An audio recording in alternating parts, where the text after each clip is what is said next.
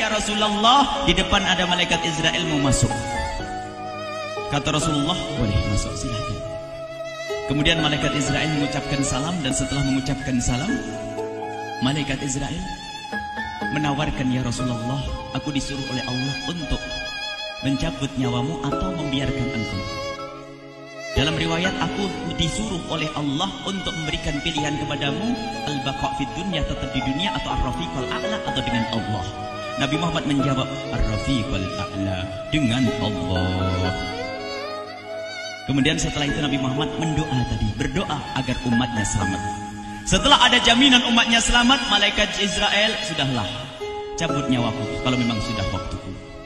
Mulailah Nabi Muhammad dicabut nyawa beliau oleh malaikat Israel. Dan di saat Nabi Muhammad mulai dicabut nyawa beliau oleh malaikat Israel, Nabi Muhammad mengatakan, mahadha, apa ini wahai Israel? Malaikat Israel kemudian menjawab, ya Rasulullah, itu adalah sakaratul maut, itu adalah sakitnya di dalam kematian. Kemudian Nabi Muhammad mengangkat tangannya sambil berucap, la ilaha illallah, inna lil mauti la sakarat, tidak ada Tuhan selain Allah, sungguh di dalam kematian ada sakitnya, sakit kematian, yaitu sakaratul maut. Kemudian Nabi Muhammad memohon, ya Allah, Allahumma khaffif alayya sakaratul maut, ya Allah, ringankan sakaratul mautku ini, ya Allah. Dijawab oleh malaikat Israel, ya Rasulullah, itu sudah aku ringankan 70 kali. Nabi Muhammad menoleh, apa malaikat Israel? Sudah kau ringankan 70 kali keringanan? Iya ya Rasulullah, sungguh aku tidak pernah mencabut seorang hamba lebih lembut dari cara mencabut nyawamu. Ini sudah aku ringankan 70 kali. Setelah itu justru Nabi Muhammad menangis, Israel, 70 kali rasanya masih sakit. Iya ya Rasulullah, memang itu sakaratul maut. Lalu bagaimana engkau mencabut umatku, wahai Israel? Allah, yang diingat siapa? Umat. Kalau engkau mencabutku dengan ringan seperti ini masih sakit, bagaimana engkau mencabut umatku, ya Israel? Dijawab oleh malaikat Israel, umatmu manusia biasa, ya aku cabut. Ya Rasulullah, begitu saja. Ya sudah, begitu. Nabi Muhammad menangis. Tiba-tiba Nabi Muhammad mengangkat tangan dan memohon kepada Allah, Allah, inna lil mauti la sakarat, la ilaha illallah, inna lil mauti la sakarat, sungguh di dalam kematian ada sakaratul maut. Allahumma khaffif ala ummati sakarat maut, ya Allah, ringankan dari umatku sakaratul maut, wa thaqqil alayya, dan bebankan kepadaku. Sampai tidak sadar doanya Nabi Muhammad seperti itu, thaqqil alayya, itu doa cinta. Seorang ibu yang pernah punya anak itu, lihat kalau doa Rasulullah ini masih dilakukan. Bagaimana Rasulullah bisa doa begitu? Itu bahasa cinta yang tidak bisa diterjemahkan dengan oleh akal. Seorang ibu kadang-kadang, ibu yang di belakang, ibu mau dikasih sakit oleh Allah? Mau, Bu? Ibu jauh sekali. Ibu mau dikasih sakit? Jawabnya tidak mau. Tapi suatu ketika seorang ibu melihat anaknya sakit, ngomong, sudahlah nak, jangan kamu yang sakit, biar ibu yang sakit. Ada atau tidak? Kenapa ngomong begitu? Itu bahasa cinta itu. Tidak rela kalau anak ini sakit, biar aku saja yang sakit. Itu yang dirasakan Rasulullah. Sakaratul maut begitu sakitnya, membayangkan betapa sakitnya umat Nabi Muhammad di saat dicabut nyawa beliau. Maka Rasulullah mengatakan, ya Allah, ringankan sakaratul maut dari umatku, bebankan kepadaku saja, ya Allah. Wala sawfa yu'tika fatarda. Permintaan Nabi Muhammad tidak ditolak oleh Allah, dikabul dan dikabul, wahai Muhammad. Sallu ala Nabi Muhammad.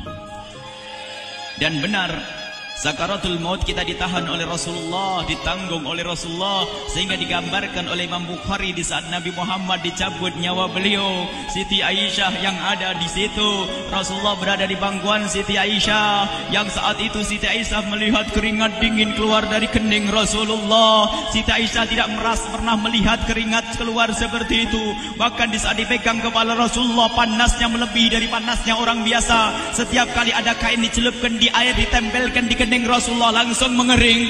Saat itu Nabi Muhammad mengucapkan kalimat la ilaha illallah innal lil mauti la sakarat. Kemudian Nabi Muhammad berpesan dengan banyak pesan, dan di antara pesan Rasulullah adalah akri minni ala ummati salam, akri minni salam ala ummati wa ala man ittaba'ani wa ala man tabi'ani min ila yaumil qiyamati. Aku titip salam kepada umatku dan orang yang mengikutiku sampai hari kiamat. Sadari salam Rasulullah. Sebelum meninggal masih ingat titip salam. Salam kepada siapa? Bukan salam kepada siapa-siapa, tapi salam kepada kita. Maka mari kita mengucapkan salam kepada Rasulullah, karena Rasulullah sudah salam duluan kepada kita. Mari kita sejenak bersalam kepada Rasulullah dan hadirkan Rasulullah ada di mata kita dan di hati kita. Mari kita bersama-sama mengucapkan salam. Assalamualaikum ya Rasulullah. Assalamualaikum ya Rasulullah. Assalamualaikum ya Habiballah. Assalamualaikum ya Nabi Allah. Rasulullah mengucapkan salam untuk kita. Dan di saat itu Rasulullah keringat dingin keluar, maka oleh Siti Aisyah diusap. Oleh Siti Aisyah diusap, bayangkan saat itu Nabi Muhammad di pangkuan Siti Aisyah dan diusap oleh Siti Aisyah. Siti Aisyah berkata, keringat Rasulullah mengucur deras hingga aku usap, dan aku usap dengan tangannya Rasulullah. Diusap dengan tangannya Rasulullah. Siti Aisyah memegang tangan Rasulullah sendiri yang digunakan untuk mengusap keringat Rasulullah. Sahabat bertanya, Aisyah, kenapa harus dengan tangan Rasulullah tidak dengan tanganmu? Lihat jawab Siti Aisyah, karena tangan Rasulullah lebih lembut dari tanganku. Sallu ala Nabi Muhammad. Masih sempat nyanjung itu sahabat Nabi. Dalam keadaan begitu masih menyadari kelembutan tangan Rasulullah, jasad Rasulullah, kemuliaan Rasulullah sallallahu alaihi wasallam. Dan aku lebih menginginkan bahwasanya yang menyentuh jidat Nabi Muhammad adalah tangan yang paling mulia di dunia dan di akhirat. Siti Aisyah enggak berani menyentuhkan. Pengennya yang disentuhkan di kening Rasulullah adalah tangannya Rasulullah sallallahu alaihi wasallam.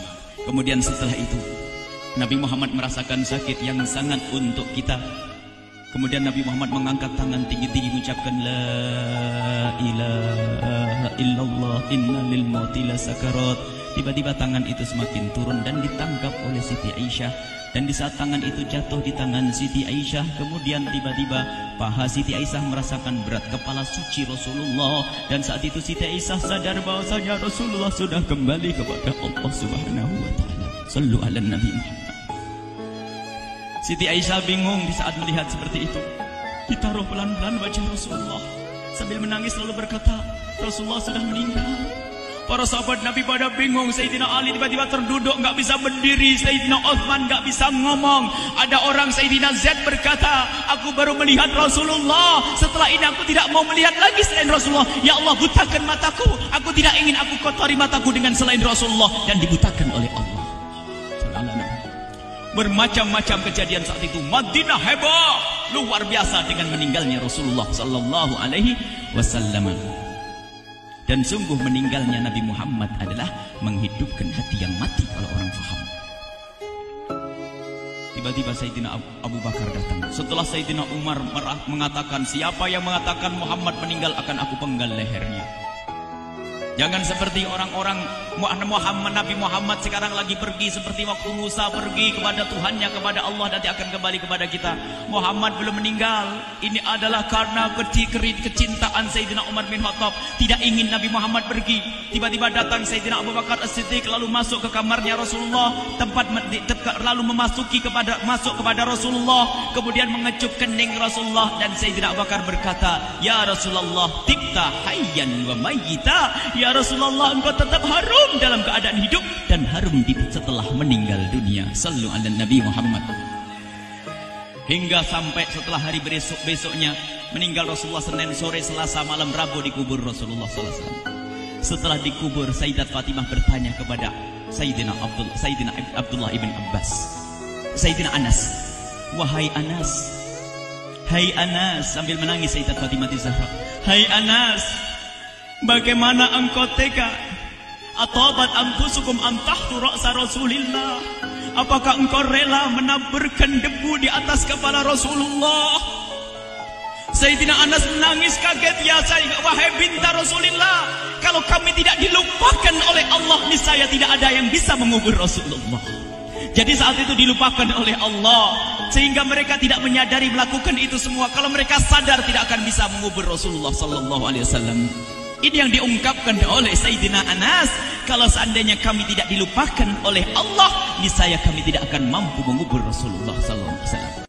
Kami yang hadir di sini, ya Allah, ingin senantiasa hadir di hati kami kekasih-Mu Nabi Muhammad. Maka kami mohon, ya Allah, jadikan kekasih-Mu Nabi Muhammad yang akan, ya Allah, yang akan mendampingi kami kelak saat Kau cabut nyawa kami, seperti yang Kau wahyukan kepada kekasih-Mu Nabi Muhammad. Wa absyiru bil jannati, semua hamba yang beriman akan menyaksikan surga, ya di saat dicabut nyawa mereka. Dan surga, di tempat surga itu yang paling mulia adalah Nabi Muhammad.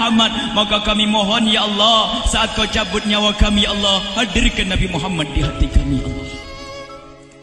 Dan kami mohon, ya Allah, saat di alam barzah nanti, ya Allah, saat yang sangat mengerikan itu, ya Allah, kami mohon hadirkan kekasih-Mu Nabi Muhammad, sehingga kami tidak takut dan gentar lagi dengan malaikat mungkar nakir. Dan ya Allah, kami mohon di saat di padang mahsyar nanti, ya Allah, hadirkan kekasih-Mu Nabi Muhammad. Jadikanlah kekasih-Mu Nabi Muhammad yang akan menemani kami dan akan membonceng kami, membawa kami ke telaga Kausar. Lalu kami diberi air minum dari air telaga Kausar.